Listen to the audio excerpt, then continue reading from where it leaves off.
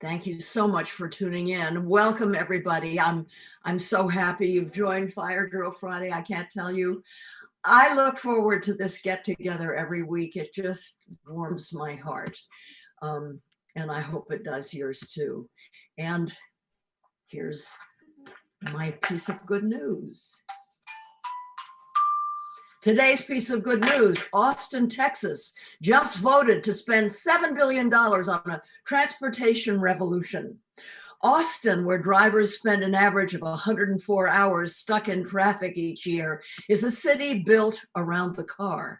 But after passing two new propositions, the city now plans to build a 31-station rail system, rapid bus routes, bike lanes, and walking infrastructure to finally get people out of cars. Go Austin, that's so great.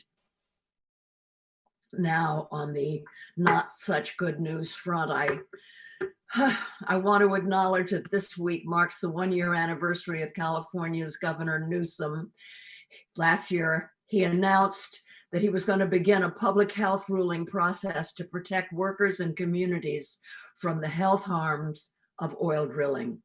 This is an issue I care about a lot. I know people who live in these polluted communities and they're getting so sick, and you may have heard me talk about it before.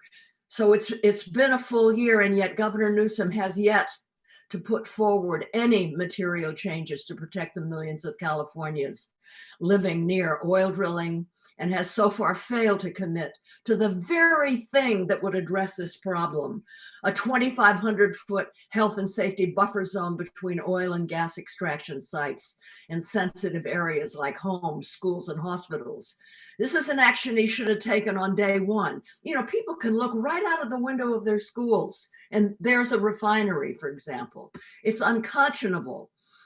In fact, just a few weekends ago, as you may have read, Governor Newsom defied his own state COVID guidelines in order to attend an exclusive unmasked dinner party inside with Jason Kinney, his longtime advisor and lobbyist for Era Energy. That's the company that Newsom has awarded 54 new tracking permits since the start of the pandemic. I mean, this kind of behavior speaks volumes about the lengths that Newsom has gone to keep close company with big oil at the expense of public health. And it's an absolute insult to those fighting for their lives during this pandemic. We've got to remind Governor Newsom that inaction is injustice. He's got to choose people over polluters and commit to a 2,500-foot public health buffer zone immediately. Okay, so today we have a really, really exciting lineup of guests to discuss Thrive. I don't know if you've heard about Thrive yet. It's an acronym for Transform, Heal, Renew by Investing in a Vibrant Economy. Thrive.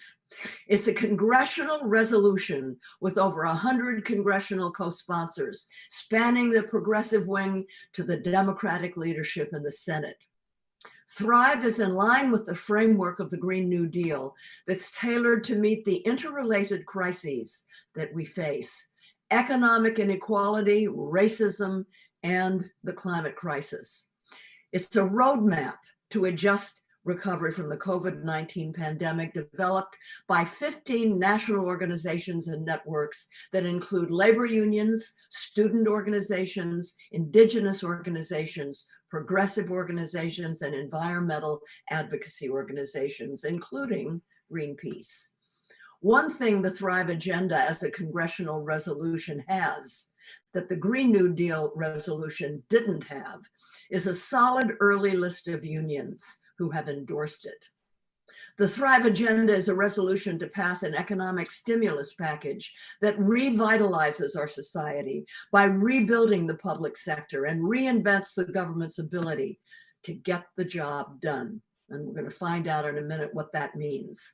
It calls to end fossil fuel subsidies, stop investing in new coal, oil, or gas infrastructure, and work to deploy investments and standards in the electricity, transportation, buildings, manufacturing, lands, and agriculture sectors to spur the largest expansion in history of clean renewable energy, emissions reduction, climate resilience, and sustainable resource use. As the first of many federal-style packages that will speed the transition away from climate catastrophe and our nation's deeply embedded injustices towards a more just and green future. Many of the components of Thrive are mirrored in President-elect Biden's plan to build back better. The Thrive resolution has 8 pillars. I'm going to read them. 1, creating millions of good, safe jobs with access to unions. 2, building the power of workers to fight inequality. 3, investing in Black, Brown, and Indigenous communities. 4, strengthening and healing the nation-to-nation relationship with sovereign Native nations.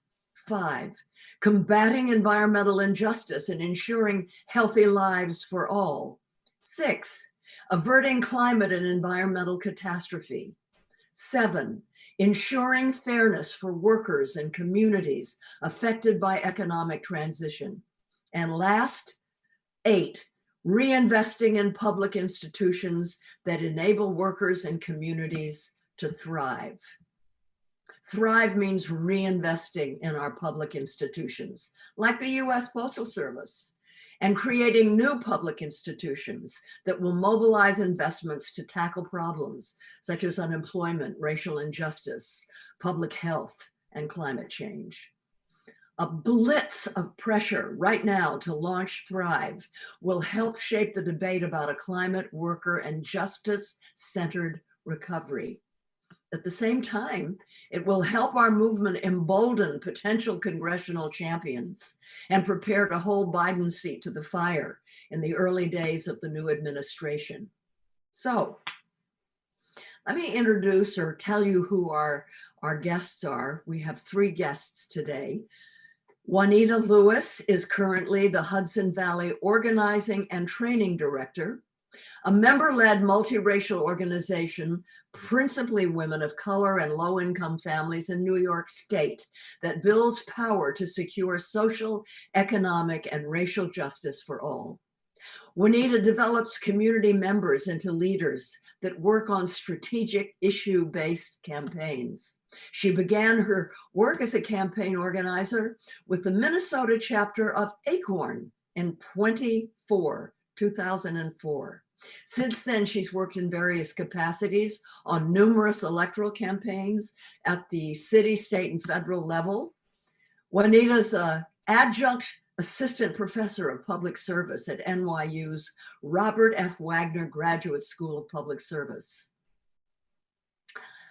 Our next guest is Anthony Rogers-Wright. Anthony was selected as one of the grist.org 50 people you'll be talking about in 2016. He has over a decade of policy analysis, community organizing, and advocacy experience. In 2016, he acted as a surrogate and policy advisor for the Bernie Sanders presidential campaign and served as a policy advisor for Senator Sanders, Governor Jay Inslee, and Senator Elizabeth Warren during the 2020 presidential season. He currently serves as the policy coordinator for the Climate Justice Alliance and sits on the board of directors of Friends of the Earth, Backbone Campaign, and Center for Sustainable Economy, as well as the advisory board for Evergreen Action. And finally, I'm thrilled to introduce Randi Weingarten, president of the 1.7 million member American Federation of Teachers, AFL-CIO, which represents, now listen to this, because it's not just teachers. It represents, teachers, paraprofessionals and school-related personnel, higher education faculty and staff, nurses and other healthcare professionals, local, state, and federal government employees, and early child educators. Wow, who knew? The AFT is dedicated to helping Americans secure a better life, a voice at work, and a stronger democracy. The AFT champions fairness, democracy, economic opportunity, and high-quality public education, healthcare, and public services for students, their families, and their communities. The AFT and its members advance these principles through community engagement, through organizing, collective bargaining, and political activism. Now, prior to her election as AFT president in 2008, Weingarten served for 12 years as president of the United Federation of Teachers AFT Local 2, representing approximately 200,000 educators in the New York City public school system, as well as home child care providers and other workers in health, law, and education. Wow, it's going to be good. But before we begin our conversation, I want you to watch a short video introducing the Thrive Agenda and the people it serves. We are challenged as humankind has never been challenged before. We know the dangerous catastrophic effects of climate crisis, the corporate greed of the fossil fuel industry, COVID-19, high rates of unemployment, trying to pay off my student debt while dealing with racial and gender injustice. This is why we must pass the Thrive Agenda. It's time to transform, heal, and renew by investing in vibrant economies. Because it's high time that our federal government implement a just recovery to support Black, Indigenous, working class, and immigrant communities. These same communities are home to frontline workers who are getting sick and dying at a higher rate than anyone else. We need to see jobs created that support frontline workers so that we can continue to work while our loved ones are being taken care of, while they're the most vulnerable. Our communities deserve to be healthy. We deserve jobs with living wages. We need to build things in America again in a way that isn't going to exploit the environment. The Thrive Agenda retrains those who will be put out of the fossil fuel industry. We have the resources, but we must bring them all together and make the connection between climate and the economy and race. The Thrive Agenda moves us towards justice, sustainability, and right relationship with our Earth. Support Thrive if you want green transit, green infrastructure. We would be able to create millions of good-paying jobs. Unionized, high-paying, clean energy jobs. Clean air. Clean, safe, affordable drinking water. And the further strengthening of our union rights. Those most in need cannot be an afterthought. We need a sustainable way to do our work. And I need my children and my children's children to have a safe and healthy world. Based on solidarity, cooperation, and self-determination here in Jackson, Mississippi. Here in New York City. Baltimore. Inez, Kentucky. Lansing, Michigan. New Orleans. Salt Lake City. San Diego, California. Here in my home of Alaska. On Yoka territory, known as Fresno, California. In Miami, Florida. That's what the Thrive Act symbolizes for me, empowerment for all oppressed communities here in America. We have the power and the ability to create together and help people across the country get behind that vision as well.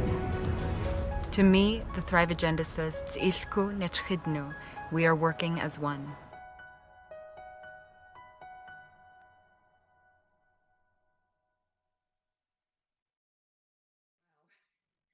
That was inspiring. Now let's welcome my three guests. I'm so happy you all are here. Hi. So let me start my questions with you, Randi. And can I tell you how wonderful it is to have the president of the American Teachers Union here? Can you share with our viewers why teachers are concerned about climate change and why the AFT supports the Thrive Agenda? How does it impact their lives and work? So first, let me say on behalf of all of our members, we are honored to be with all of you. We're honored to be with you, Jane. We're honored to be with Greenpeace and your amazing other guests. And that video just gave me shivers because this is the when you think about solidarity and unity to a greater purpose like Thrive, you start pulling back, you start pulling together people because they see the hope later on as opposed to the fear that people feel right now.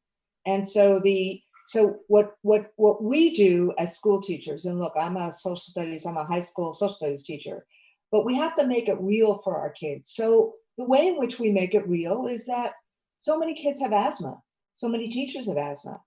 If we actually combat climate change, we actually reduce asthma. People can actually breathe better. Kids can actually breathe better. So that is part of what a sustainable life is afterwards. A sustainable life is if we do the sustainable climate change. Mm-hmm. The same thing in terms of water.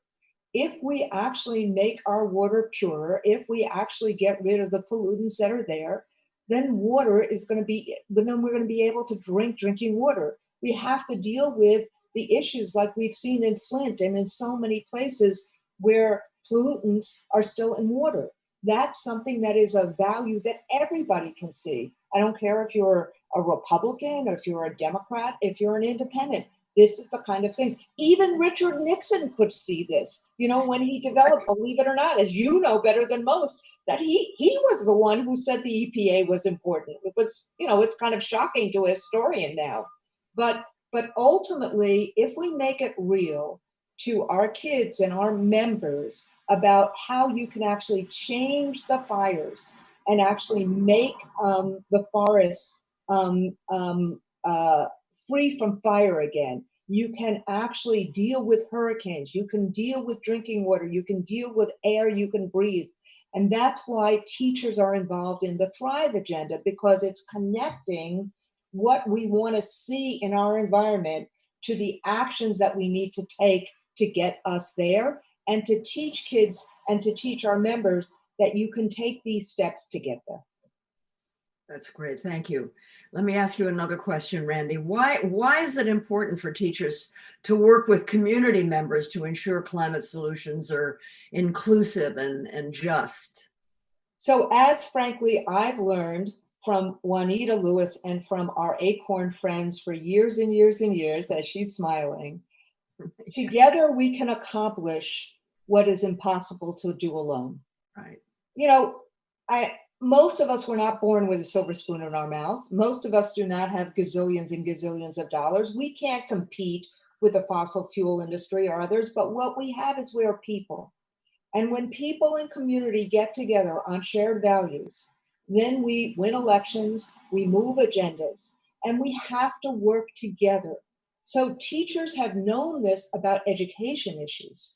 But what we've started learning is that we need to move together on environmental justice. Environmental justice helps create educational justice, helps create worker justice. So part of this is really listening to each other about how you connect the dots in terms of when a community works together, we can work for all of the justice issues and all of the opportunity issues.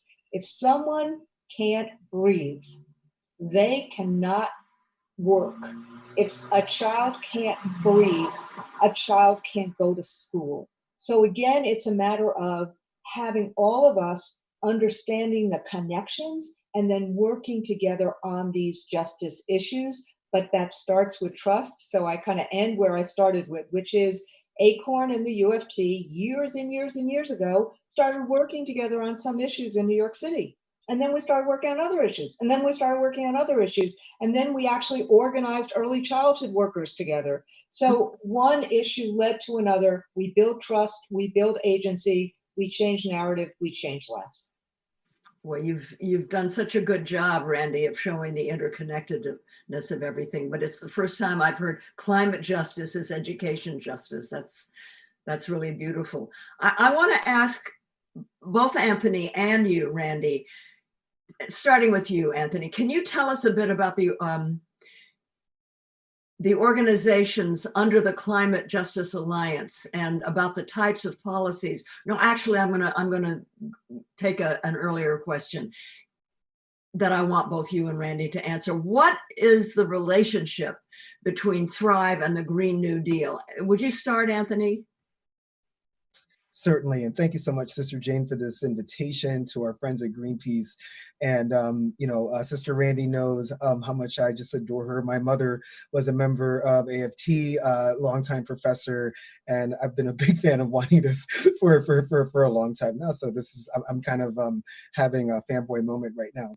But with respect to your question, when we started developing the 8 pillars of Thrive, the Green New Deal Network, which consists of Climate Justice Alliance, my organization, Work and Families Party, Indigenous Environmental Network, our host Greenpeace, People's Action, Sunrise, Sierra Club, and the mighty SEIU, COVID hit.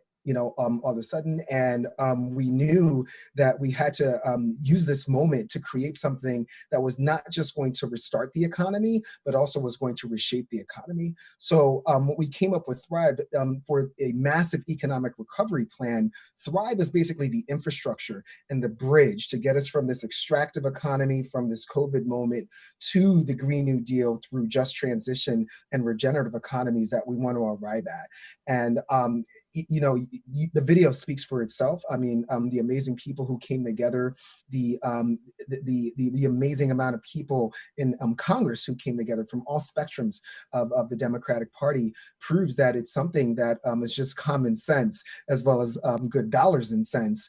And that's really the relationship. We took many of the pillars of the Green New Deal resolution, as well as mixing it in with a lot of other important tenets like just transition, energy democracy, and food sovereignty that frontline and environmental justice communities have been discussing for decades. And then, of course, always lifting up the amazing lessons that our sisters, brothers, and friends from indigenous communities of, as was stated earlier, right relationship with nature, right relationship with land will lead to right relationship with each other.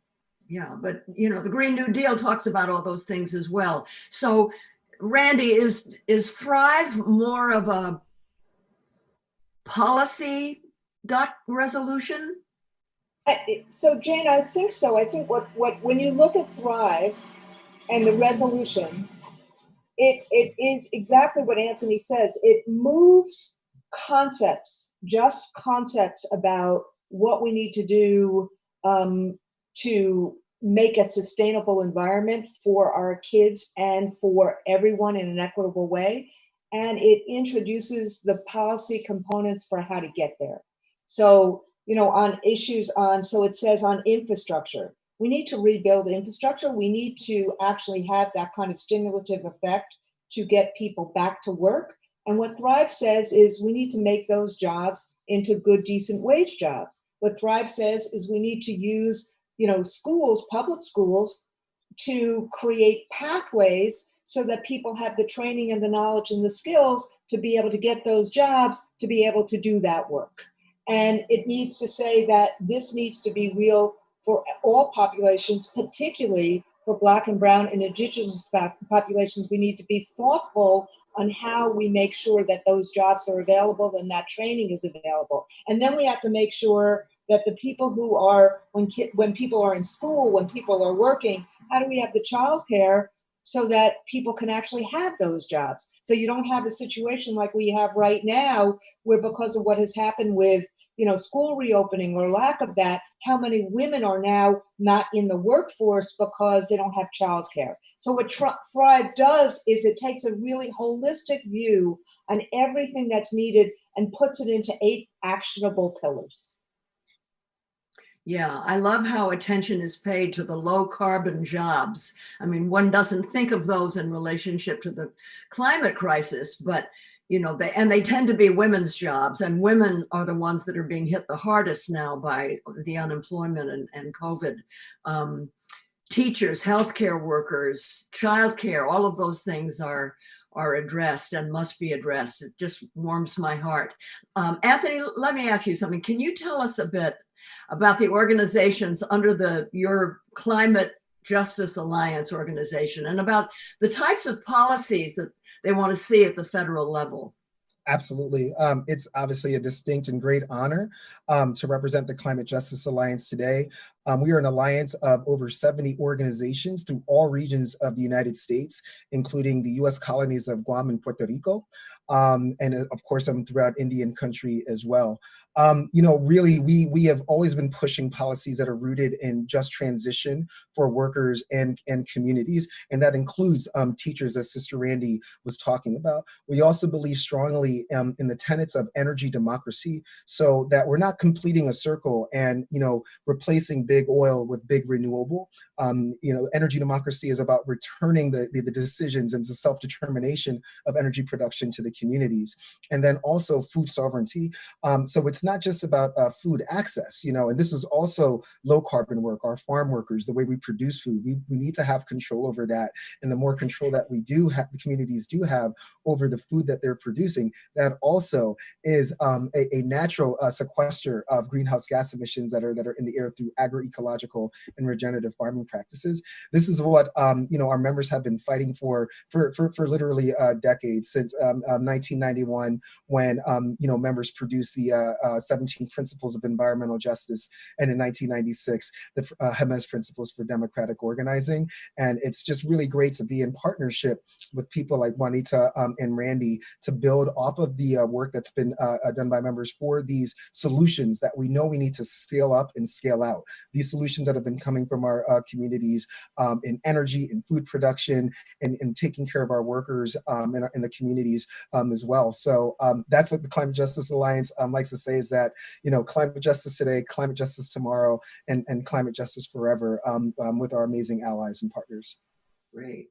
Juanita, it's undeniable that COVID-19 has impacted people and communities all over the country. The organization that you represent, Community Voices Heard, works in New York State. Can you tell us a bit about what the communities you work with think about the federal response to the COVID-19 pandemic so far? So again, thank you so much for this opportunity to be on this amazing panel with Randi and Anthony and Jane. And yeah, I mean, we have chapters in New York City, Newburgh, Poughkeepsie, and Yonkers. And with all of the members that we have had conversations with and the communities that we're working with, the federal response wasn't enough. It wasn't adequate.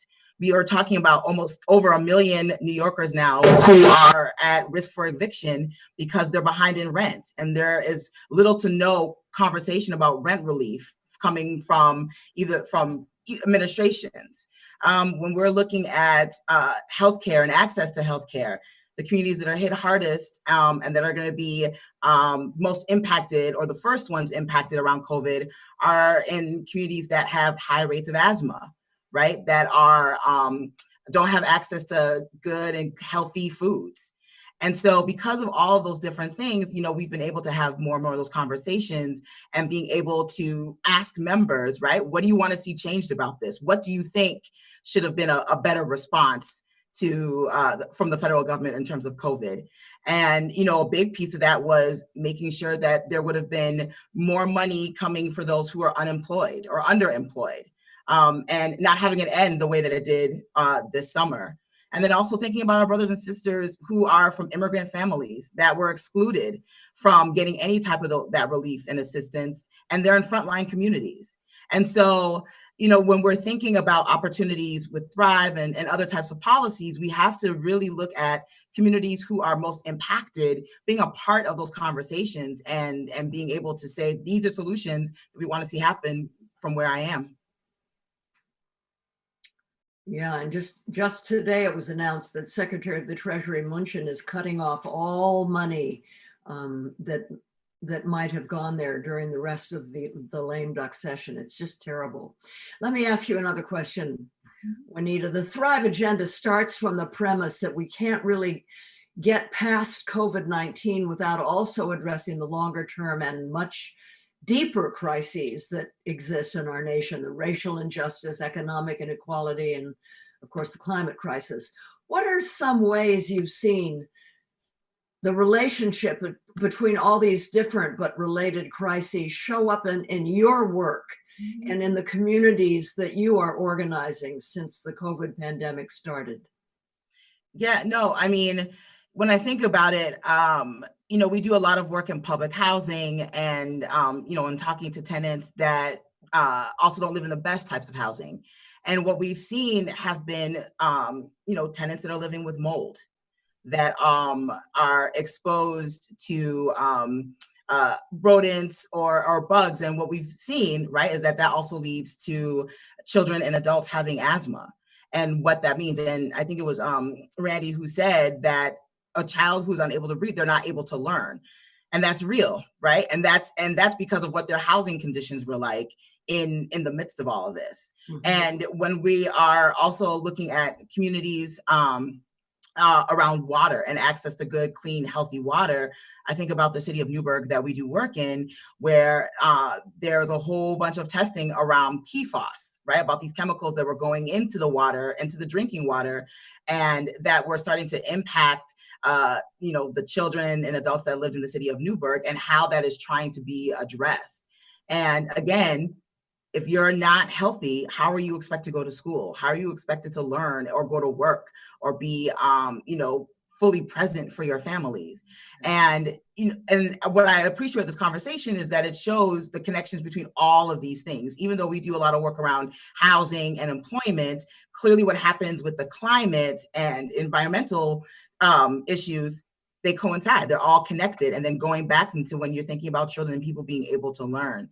And so when we're having conversations with community members and, again, seeing like what would they want to see changed and happen, a big part of it is we want people who are in positions of power to actually know what it's like to be us during this time.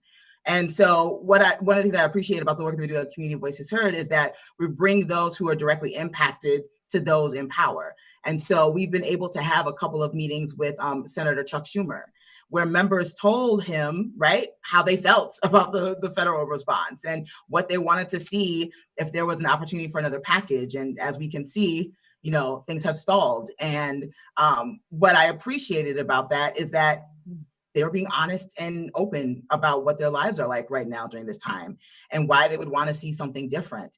And, and looking at what happens to small business owners and the opportunities that they are now losing because of COVID. And we're looking at in the communities that we're in, particularly those are small businesses of color that were reliant on people from the community going and buying things from their stores, but because of this are no longer able to buy, or it's limited, and now had to close down shop. So now those are jobs that are leaving communities. Those are, opportunities for whatever goods were in those communities to know now they're not there.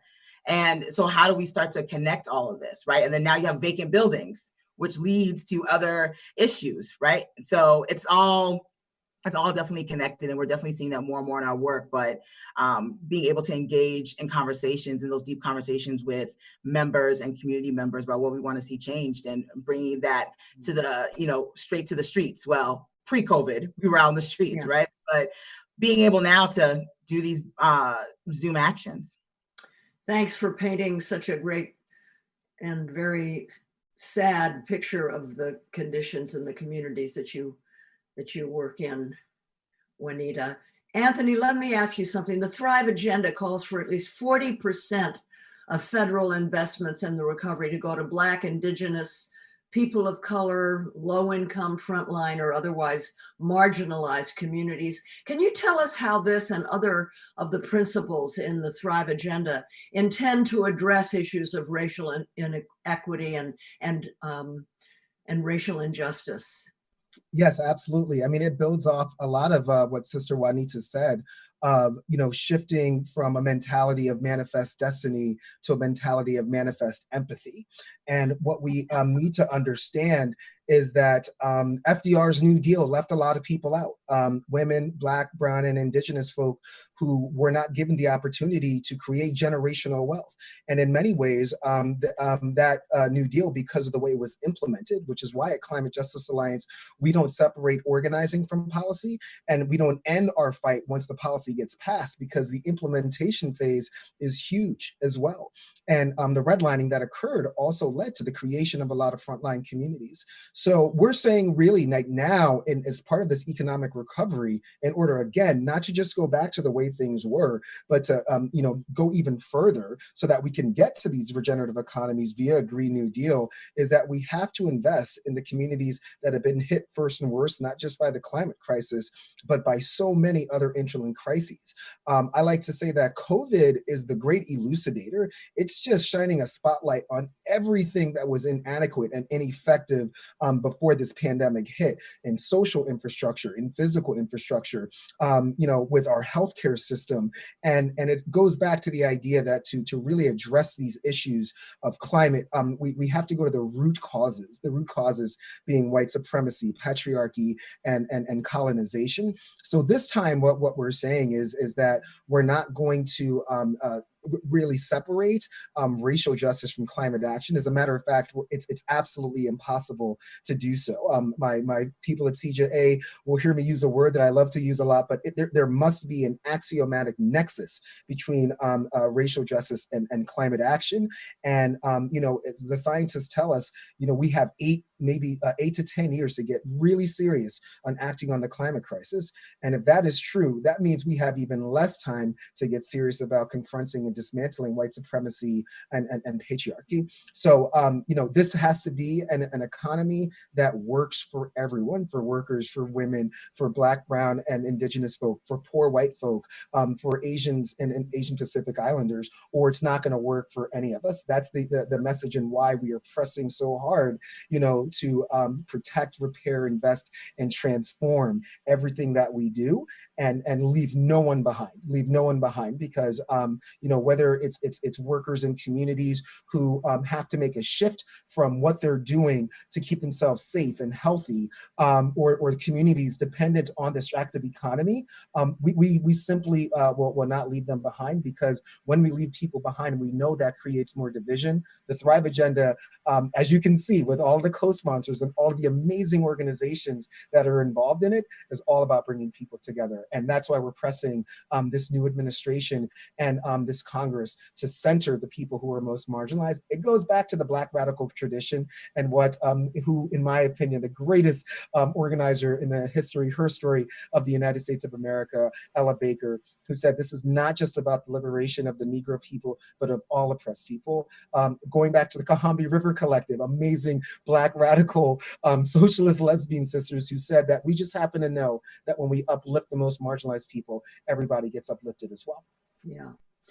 I totally agree with the shortcomings that you very rightly iterated back in the original New Deal in the 1930s. Franklin Delano Roosevelt, in order to pass the bulk of his New Deal, had to appease the white racist senators in the South, right? And we're not going to do that again for all the reasons that you said. I do want to say that FDR did accomplish a great deal. And one of the things that he did that was so strategic, he invested he invested big chunks of money in the areas like the rural areas, the farmers that didn't like him, that didn't agree with him and his New Deal, because they were buying into the notion that he was socialist and everything. That's where he invested the money and created the jobs to begin with, thereby winning over their support, which is what I hope that, Biden is going to do some of that too, peel away some of those 70 million from Trump.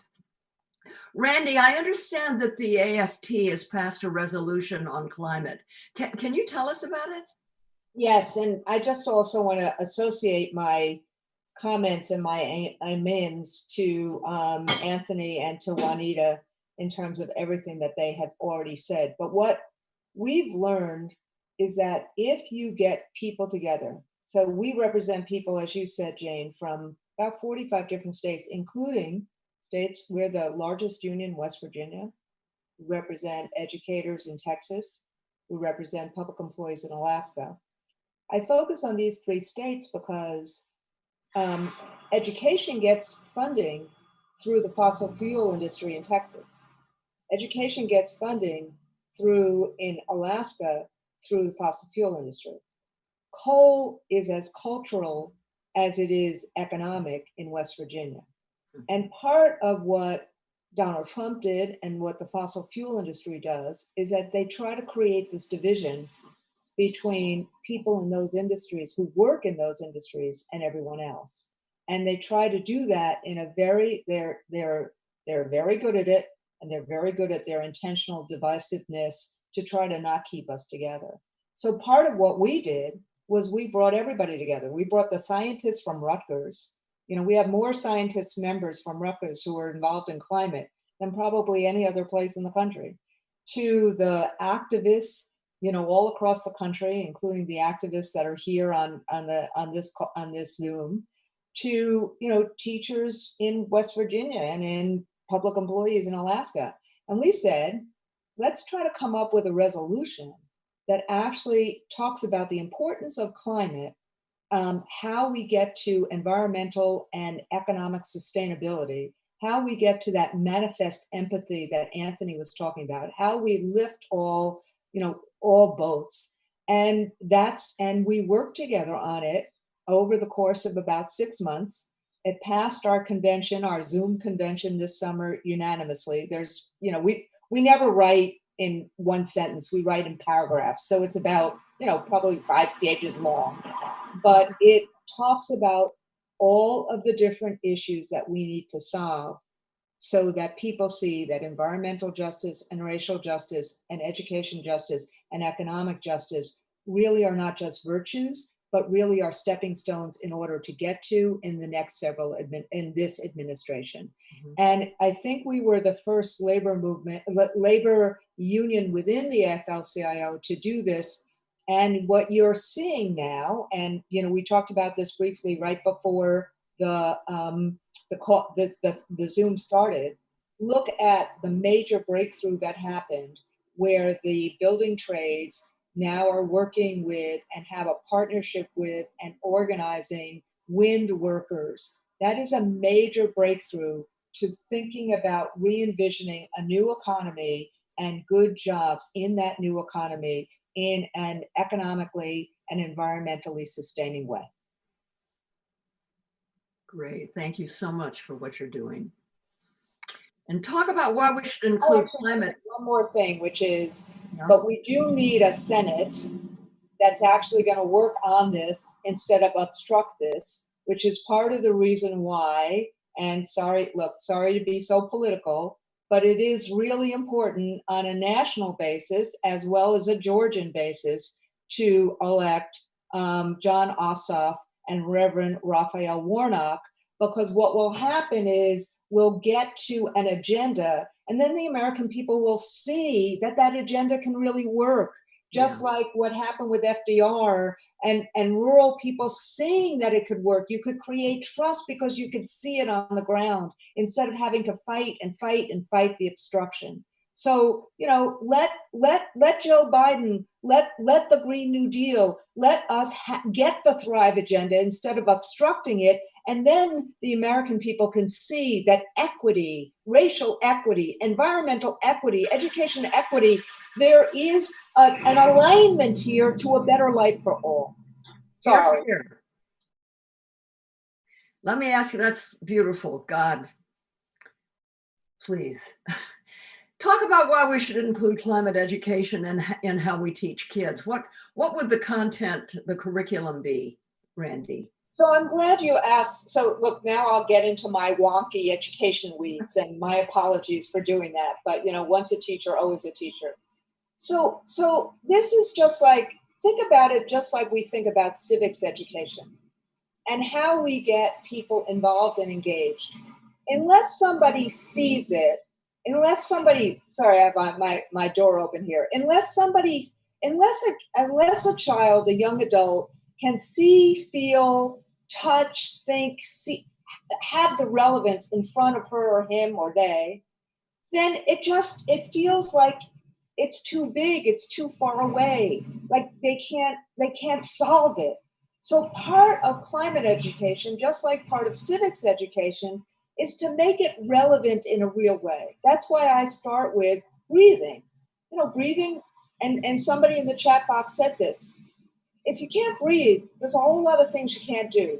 And COVID is a pretty good example of why that happens. And people see that in real life now. Climate education is about taking science and making it real for kids and for young adults to see what is important in terms of how you move, you know, how things can be different. Thank you. This is my last question, and I want all of you to answer it. We've talked about how Thrive can create millions of good-paying union green jobs while building a more just and stable economy, right? That leaves nobody behind. I want to know what you think we need to do to make it a reality. How do we ensure it happens? Let me start with you, Juanita.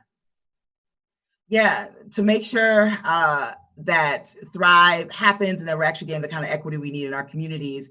So one, we cannot let up pressure, right, on those that are in power, right? So all the way from Senate to even our local governments, because there's ways that local governments could, support the Thrive agenda and resolutions and things like that, and even do some things locally to show that this is something that's necessary. So we need to continue making sure that we call our elected officials, that we're having conversations with each other in our communities and asking why is this important, and being able to, show up in protests and actions as much as we can safely, right? And in via Zoom or even socially distanced, however we do it, to let people know that we want to see something different for our society. We want a society that is equitable and that is healthy and that is strong, and that where, you don't have to live in bad conditions and risk your health, that we all have an opportunity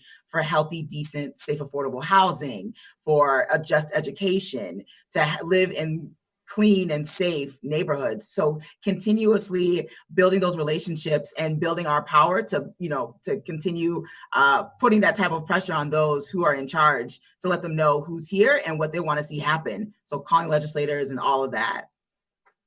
Thank you. Anthony, how are we going to make it a reality? Yeah, building off of what Sister Juanita said, I mean, grassroots organizing. The organizers make it happen all the time. Again, we cannot separate policy from organizing, or that policy will never come to fruition.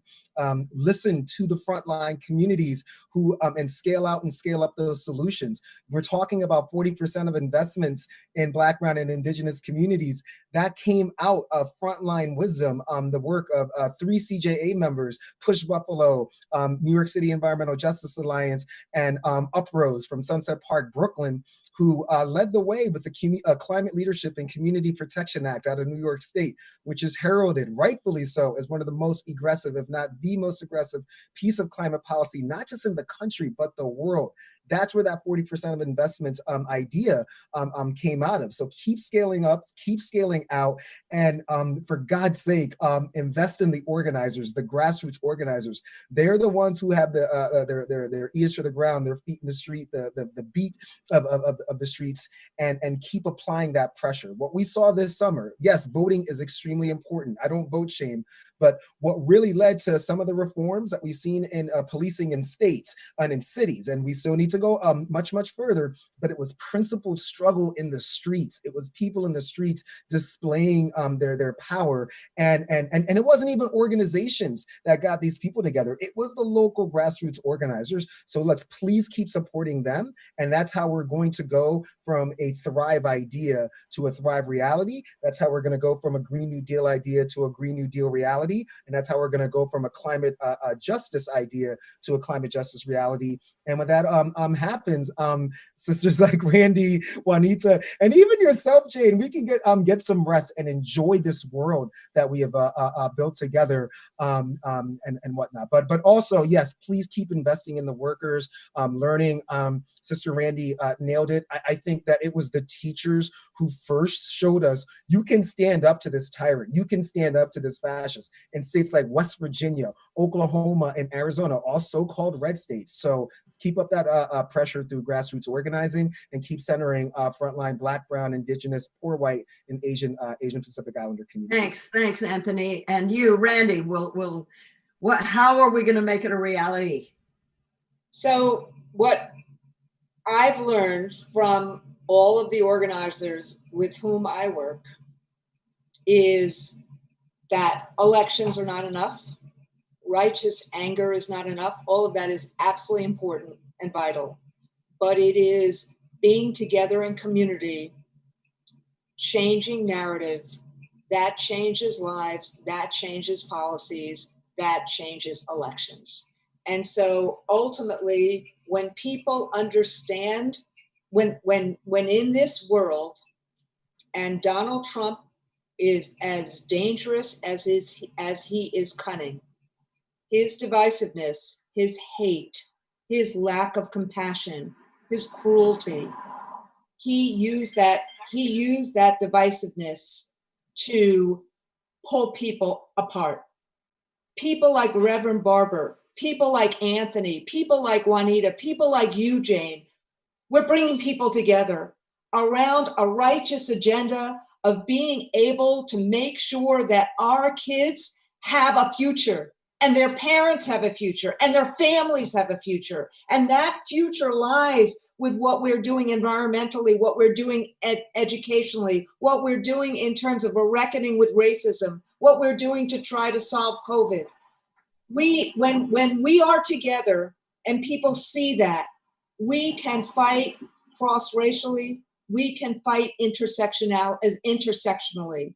And I think that that's what we're all proving in this election. That's what we need to prove moving forward. And that's why I so honor all three of you. That righteous work will work if people see and trust that it is about their families having a better life.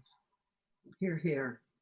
And I just want to remind everybody that according to social scientists at Yale, there are 23 million Americans that know that there's a climate crisis created by humankind, and they've never done anything because nobody's ever asked them. And there are 13 million Americans who would be willing to engage in civil disobedience and risk arrest on behalf of climate crisis, but nobody's ever asked them. And social scientists have shown, and history has proven, that you only need 3.5% of a people to win. That's 11 million people in the United States. And there's tens of millions of the great unasked. And if we ask them, all three of you have talked about the importance of organizers and sticking together, strength in numbers. We have to go out and organize and ask them to join us. And we can surpass 11 million people who will eventually be in the streets demanding a future for ourselves and our children. So there's a lot to be hopeful about, right? Maddie, do we have time for one audience question? We sure do, and I think this is a really good one. From Molly on Zoom. This Thanksgiving, I want to talk to my family about the Thrive agenda, but I'm not really sure where to start. What is the most important thing that I should say to them about the Thrive agenda?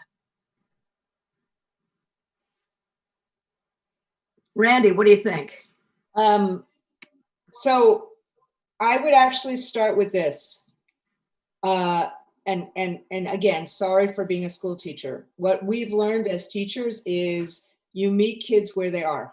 You meet people where they are, where their worry zone is, where their concerns are.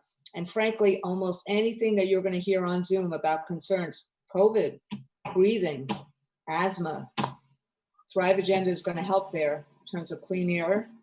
Better clean air means lower infection rates. Clean air means less fires, things like that.